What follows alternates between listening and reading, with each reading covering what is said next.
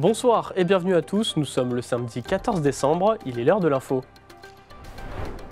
Chaumont lance sa mutuelle communale pour faciliter l'accès aux soins de ses habitants. Nous avons suivi une consultation. À Saint-Dizier, les participantes du dispositif Femmes bricoleuses ont rénové une salle de classe, vous le verrez.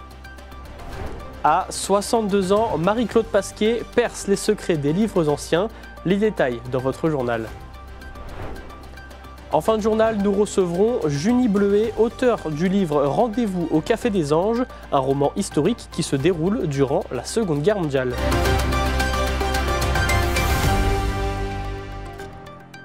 Depuis plusieurs mois, la ville de Chaumont travaille sur un projet de mutuelle communale. Ce mercredi 4 décembre, une réunion publique de présentation s'est tenue au cinéma à l'Affiche. Près de 300 personnes étaient présentes pour écouter les conseillers et poser leurs questions. Certaines d'entre eux ont même pu avoir un rendez-vous de consultation. C'est le cas de Joël. Regardez. Offrir une santé au prix juste à ses habitants, c'est l'objectif de la municipalité de Chaumont. En début d'année, les Chaumontais ont été questionnés sur leurs besoins. Près de 800 personnes ont répondu au questionnaire et en avril 2024, la ville a lancé un appel d'offres pour une mutuelle communale. La démarche a été définie par rapport à la baisse du pouvoir d'achat de bon nombre de nos concitoyens. Donc nous avons cherché un moyen de pouvoir leur procurer un service qui leur permette de regagner un petit peu de pouvoir d'achat. On s'est tourné naturellement vers une mutuelle. Ça nous paraissait quelque chose d'essentiel et qui pèse lourd dans le budget des ménages et de nos concitoyens. Quand on voit aujourd'hui le coût que peut représenter la mutuelle dans le budget d'une famille, c'est quand même déjà très élevé. Alors encore plus sur des personnes plus âgées, dont beaucoup de retraités qui sont présents ce soir. Pour satisfaire les besoins des habitants, la municipalité a adopté la mutuelle Juste, spécialisée dans la mutuelle communale depuis 1927. Elle intervient aujourd'hui pour Chaumont. Ils ont tous pu remplir une petite carte avec laquelle ils mettent leur nom, prénom, numéro de téléphone et on va s'atteler très rapidement avec mes conseillers à les appeler pour prendre rendez-vous. Mais c'est vrai qu'on ne s'attendait pas à un tel engouement, il va falloir être très réactif. Parce que la solution est pour les habitants de Chaumont et pour les travailleurs. On peut habiter une commune à côté où on n'est pas conventionné et travailler à Chaumont, bénéficier de la solution. Donc c'est vraiment essayer au plus vite de satisfaire toute la population qui fera appel à nous à travers nos permanences qui sont déjà bien remplies à Chaumont. Le mercredi 4 décembre, plus de 270 administrés se sont rassemblés dans une des salles de projection du cinéma à l'Affiche de Chaumont. Après la réunion publique, ce serait au moins 800 foyers intéressés par la mutuelle. Joël, un Chaumontais à la retraite, en fait partie. Bonjour. Quelques jours plus tard, il a d'ailleurs rendez-vous avec Lydia, une conseillère de la mutuelle, pour avoir des renseignements. Une mutuelle communale est une solution proposée aux communes afin de permettre aux habitants de bénéficier d'une complémentaire santé avec des tarifs négociés et un regain de pouvoir d'achat. Elle s'adresse généralement à tous ceux qui sortent du collectif. Après une heure d'entretien, Joël ressort mieux renseigné. J'avais rendez-vous avec la mutuelle communale qui nous a été proposée sur la ville de Chaumont. Voilà, j'avais pris rendez-vous pour avoir un comparatif par rapport à ma mutuelle personnelle. Donc il s'avère que j'ai une bonne mutuelle en comparatif avec celle qui m'était proposée là aujourd'hui. J'ai trouvé que la proposition était très intéressante. Comme je le savais que ça se faisait dans d'autres villes, j'en avais entendu parler vaguement, mais non, je trouve que pour la ville de Chaumont, c'était une très très bonne initiative. Les conseillers de la mutuelle tiendront des permanences régulières à la maison des associations de Chaumont à partir de janvier 2025. Toujours à Chaumont, selon nos confrères du journal de la Haute-Marne, la ville a décidé de porter plainte suite à des dégradations sur ses décorations de Noël. 3 guirlandes ont été découpées et un sapin dérobé dans la nuit du mercredi 11 au jeudi 12 décembre au rond-point du Haut-du-Val. Direction Saint-Dizier à présent. Durant une semaine, une dizaine de femmes ont participé au dispositif Femmes bricoleuses, avec au programme la rénovation d'une salle de classe à l'école Lucie Aubrac. L'occasion pour les participantes de découvrir et d'apprendre le bricolage. Un reportage de Léo Martin. Une pièce flambant neuve dans une école maternelle, Un travail de professionnel, enfin presque. Ici, 11 femmes participant au dispositif Femmes Bricoleuses ont complètement rénové cette salle. Pendant une semaine, de la peinture à l'éclairage en passant par le sol, tout a été changé. Un projet mis en œuvre par la région Grand Est en partenariat avec la ville de Saint-Dizier. Alors c'est financé dans le cadre de la politique de la ville, dans le cadre du contrat de ville, moitié par l'État et moitié par la ville effectivement. Donc ça permet de financer les accompagnements professionnels et puis voilà tout le matériel qu'il est nécessaire, les ateliers qui leur sont proposés. C'est un projet quand même assez innovant, c'est très rare que nous ayons des projets exclusivement dédiés aux femmes. Parmi ces 11 femmes, Nadia, elle a découvert cette formation en septembre dernier. Pendant plusieurs semaines, ces nouvelles bricoleuses ont côtoyé des experts dans chaque domaine, comme la maçonnerie ou les peintres, pour être capables de réaliser ce chantier grandeur nature. Alors cette pièce était en orange saumon, on l'a repeint en blanc. En 2 fois, une sous-couche et une couche. Les baguettes, on les a repeintes en grise en 2 fois, les étagères, les encadrements de portes, les portes. On leur a construit aussi un petit univers, un petit coin nuit pour qu'ils puissent lire les enfants de leur petit coin nuit avec des petites formes d'étoiles. Je vais déjà attaquer chez moi, mais qu'il y en a déjà bien besoin. Je vais refaire mon couloir, je vais le faire toute seule, sans l'aide de mon mari. Ça va être bien. La directrice du groupe scolaire Lucie Aubrac a apprécié découvrir les travaux réalisés par des femmes, mais aussi d'accueillir cette initiative au sein de son école. C'est un beau projet qu'elles ont réussi avec une formation qui n'est pas du tout la leur au départ et la réalisation est vraiment magnifique. Seulement une classe qui a été émerveillée par les étoiles notamment et le petit coin bleu au fond là-bas et les autres la découvriront très prochainement. Cette ancienne salle de réunion va être transformée en ludothèque pour les enfants. Il va devenir un endroit de détente pour les maternelles sous les étoiles. Zoom à présent sur un métier méconnu, celui de bibliothécaire spécialisée en patrimoine. Marie-Claude Pasquet est une des seules en France à exercer. Elle travaille actuellement à la médiathèque de Saint-Dizier. Entre raretés, trouvailles et anecdotes historiques, les livres anciens réservent bien des surprises. Les détails avec Gaëlle Bossu. C'est un peu bête, mais il y a une espèce d'atmosphère. On sent que c'est des livres qui ont une histoire, qui ont appartenu à des gens. Et parfois de se dire, ça fait peut-être 3 ans que l'ouvrage n'a pas été ouvert, et moi je l'ouvre et je découvre des choses dedans. Voilà. Ouais, ça c'est un côté un peu mystérieux. À 62 ans, Marie-Claude est bibliothécaire spécialisée en patrimoine, c'est-à-dire les livres anciens, souvent centenaires, qui prennent la poussière dans les rayons. J'aurais voulu devenir archéologue.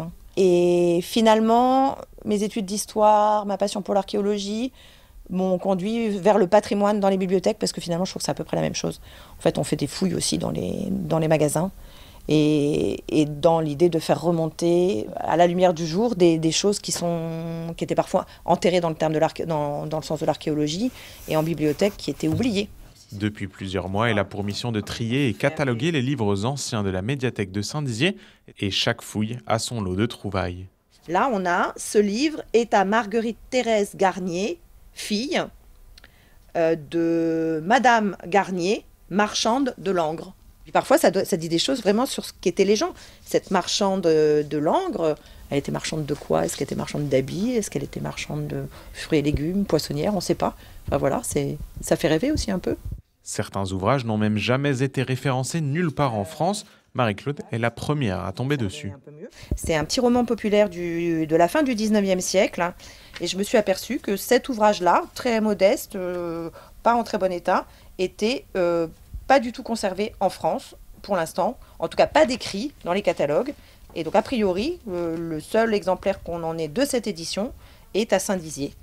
Je me dis, c'est rendre justice à l'auteur que de pouvoir signaler tous les ouvrages là où ils sont conservés.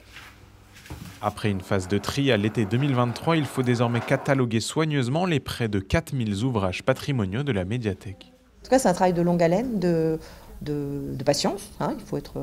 et à la fois, savoir aussi s'arrêter. Et ça, parfois, c'est frustrant. Il y a des fois, on aimerait passer du temps parce que le livre vous passionne et passer 3 heures à le regarder. Et puis on se dit, non, c'est pas possible là. J'en ai encore plusieurs milliers qui m'attendent, donc je suis obligée de m'arrêter là. Voilà. Ça permet vraiment d'avoir une bonne connaissance de ce fonds-là, parce qu'au final, ils étaient dans nos rayons en réserve et on ne savait pas du tout ce qu'il y avait à l'intérieur. Donc ça nous permet aussi d'y voir plus clair, de faire des choix, parce qu'on n'a pas forcément tout gardé. Il y avait des choses qui n'avaient pas d'intérêt. Voilà, de pouvoir les mettre à disposition de la population. Il y a vraiment ce côté-là. Marie-Claude est une des seules bibliothécaires à faire ce travail en France. Une aubaine pour tous ces livres centenaires, enfin remis à la lumière du jour. On reste en Haute-Marne avec Junie Bleuet. Vous êtes professeur de français et l'auteur du livre Rendez-vous au Café des Anges, un roman historique qui se déroule durant la Seconde Guerre mondiale. Bonsoir. Bonsoir. Alors, vous étiez aujourd'hui en dédicace à la librairie Majuscule de Joinville. Je crois que vous avez eu un beau succès. Oui, j'ai dû plier le bagage avant la fin parce qu'on avait tout vendu. Et donc, comment s'est passée cette séance de dédicace? Vous avez pu rencontrer des gens qui avaient peut-être déjà lu votre livre? Oui, alors pas encore qui avaient lu mon livre parce qu'il est sorti le 2 décembre. Donc c'était surtout, pour mon premier roman, c'était l'occasion de rencontrer les gens pour la toute première fois de ma vie. J'avais jamais fait aucune séance de dédicace et ça s'est très bien passé, donc je suis vraiment ravie. Pour revenir justement à votre livre, c'est votre premier livre. Pourquoi avoir décidé d'écrire un roman historique? La période de la Seconde Guerre mondiale, je trouve que c'est une période très féconde au niveau des histoires avec tout ce qui a pu se passer. Et je fais beaucoup de reconstitutions historiques de la Renaissance à la Seconde Guerre mondiale, justement. Et ça me paraissait être une des meilleures périodes pour pouvoir raconter une histoire avec tous les rebondissements que la période peut impliquer, justement. Et donc c'est une histoire d'amour entre un Allemand et une Française, mais vous n'avez pas voulu être dans le cliché, on va dire, et vous avez créé des anti-héros, des personnages anti-héros. Oui, alors je ne sais pas si on peut vraiment dire anti-héros, mais en tout cas, je pense qu'on a vraiment le cliché des méchants collabos, des méchants Allemands, des gentils résistants. Enfin, on a l'impression qu'en France, pendant la Seconde Guerre mondiale, tout le monde était soit résistant, soit collabo. Et en fait, ce n'était pas le cas. La plupart des gens, ils essayaient juste de survivre. Ils n'étaient ni vraiment l'un, ni vraiment l'autre. Et pour lire énormément de littérature qui se passe à cette période, justement, je voulais faire des personnages qui ne soient pas dans le cliché, comme vous avez justement dit, qui ne soient pas forcément des anti-héros, mais qui ne fassent pas des actes héroïques toutes les 2 pages, parce que c'est des gens qui veulent juste survivre. Je prends l'exemple de l'officier allemand. On apprend qu'il a fait son service militaire, il a été enrôlé parce que c'était la guerre, mais lui, il n'avait pas plus envie de se battre que ça, que ce soit pour des idées, pour son pays. Il subit, en fait. Et c'est pareil pour le personnage féminin principal. Elle subit, elle est là, elle fait ce qu'elle peut. Et cette histoire se déroule en Champagne, dans l'Aube et ici en Haute-Marne. Pourquoi avoir choisi de faire vivre cette histoire sur le département, à cheval sur ces 2 départements? Je suis lorraine à la base et la Champagne, c'est ma région d'adoption. Je suis vraiment tombée amoureuse de cette région. De manière générale, la Haute-Marne et l'Aube, c'est 2 départements que j'aime énormément. Je fais partie de l'association Les Bus du Plateau en parapente et j'ai découvert comme ça énormément de sites en Haute-Marne et dans l'Aube. Et j'ai vraiment voulu que ma région d'adoption soit le lieu de mon premier roman parce que j'aime vraiment cette région. En Champagne, durant la Seconde Guerre mondiale, pourquoi la Seconde Guerre mondiale? C'est un moment particulier de l'histoire qui vous passionne? Oui, mon papa est historien, il a écrit beaucoup de livres sur la Seconde Guerre mondiale, ça a un petit peu bercé mon enfance. Donc je pense que quand j'ai voulu écrire une histoire, ça s'est fait assez naturellement au final de choisir cette période que je connaissais déjà. Et je ne me voyais pas écrire une histoire moderne. Comme je vous ai dit tout à l'heure, pour moi, la Seconde Guerre mondiale, c'est un terreau très fertile avec tout ce qui s'est passé pour faire naître des intrigues. Je pense que c'est un très bon ressort romanesque. Vous aviez le décor avant l'histoire ou l'inverse, l'histoire avant le décor? Un peu les 2 en même temps. Je voulais raconter une histoire d'amour et la Seconde Guerre mondiale, pour moi, c'était vraiment une période, comme je vous ai dit, qui est charnière, qui est féconde. Donc ça s'est fait vraiment très naturellement d'imbriquer les 2 ensemble. Et donc, combien de temps vous avez pris pour écrire ce livre? Quelques mois. J'ai une petite anecdote à ce sujet. Je me suis cassé la cheville il y a quelques années. J'ai dû être opérée l'année dernière et j'ai passé quelques mois avec la cheville dans le plâtre. Et je ne pouvais vraiment rien faire à part écrire. Donc j'ai profité de ces quelques mois pour faire un premier jet de mon manuscrit. Je l'ai montré à des amis, notamment assez littéraires, et qui m'ont fait leur retour et qui m'ont vraiment conseillé pour progresser, pour améliorer le premier jet. Et après, elles m'ont dit franchement, tu devrais essayer de l'envoyer à des éditeurs, ça pourrait marcher. J'ai essayé, ça a marché. Et vous aviez toujours eu cette idée, cette envie d'écrire des livres? Oui, j'écris depuis toute petite, mais j'avais jamais pris conscience que ça pourrait être quelque chose de publié ou qui pourrait forcément plaire à des gens. Et c'est en le faisant lire à mes amis en fait, autour de moi qui m'ont dit ah, vraiment tu devrais essayer, que j'ai pris conscience que oui en fait ça pourrait peut-être plaire à d'autres personnes que seulement à mon cercle restreint. Et donc j'ai envoyé ça à des éditeurs et j'en ai quelques-uns qui m'ont répondu oui, donc j'étais ravie. Ce premier livre est publié depuis le 2 décembre. Est-ce que vous pensez déjà au suivant? Vous avez envie d'écrire un deuxième livre? Oui, c'est sûr. Il est déjà en train d'être écrit en ce moment. Toujours autour de la Seconde Guerre mondiale, durant la Seconde Guerre mondiale ou pas du tout? Oui, je garde cette période historique qui me plaît beaucoup et aussi parce que je la connais bien et je sais que par rapport à d'autres périodes, je suis moins à même de faire des erreurs historiques sur la Seconde Guerre mondiale que d'autres périodes que j'aime beaucoup comme la Renaissance. Je pensais écrire quelque chose en lien avec Lucrèce Borgia, tout ça, mais je me sens pas encore assez... j'ai pas encore assez de ressources intellectuelles pour écrire sur cette période que je connais moins. Eh ben, très bien. Je le rappelle, ce livre « Rendez-vous au Café des Anges », disponible depuis le 2 décembre aux éditions MVO, où on peut le retrouver? Essentiellement sur Amazon, en commande dans les librairies. Et dans quelques semaines, il devrait être référencé sur la FNAC et d'autres sites. Eh ben, très bien. Merci beaucoup d'être venu sur notre plateau. Merci à vous. C'est la fin de votre journal. Merci de nous avoir suivis. Tout de suite, la météo et l'information continue sur puissancetélévision.fr. Demain, vous retrouverez Cyril Viguier pour le Grand JT des Territoires. Excellente soirée.